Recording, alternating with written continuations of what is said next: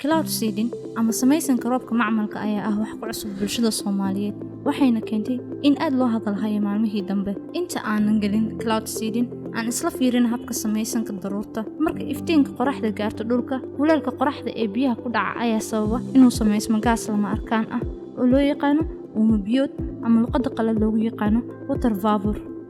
hanaankaas biyaha gaaska u bedelayo waxa loo yaqaan evaporation ama uumibaxa sameysmo ayaa aada hawada sare wuxuuna isku bedelaa dhibco yar oo biyo ah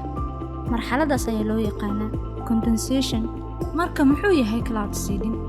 sideen ayaa loo sameeyaa cloud seeding waa hab daruurihii sameysmay loogu daro chemical sida silver loo daayo iyadoo loo adeegsanayo dayuurado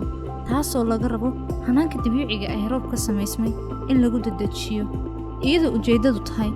in dhibcihii sameysmay ee uumitada ahaa dhaqsi isugu bedelaan roob waxaa jira wadamo adeegsada hanaankaas sida Imaaraadka iyadoo ku bixisa hanaankaas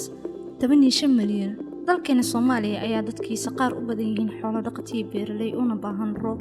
haddaba Soomaaliya ka mid ah dalalka dhanka tiknoolajiyada ugu horeeya Afrika ma ka faa'iideysan karaan tiknoolajiyada noocaas ah ee loo yaqaan cloud seeding mustaqbalka dhow ama kan fog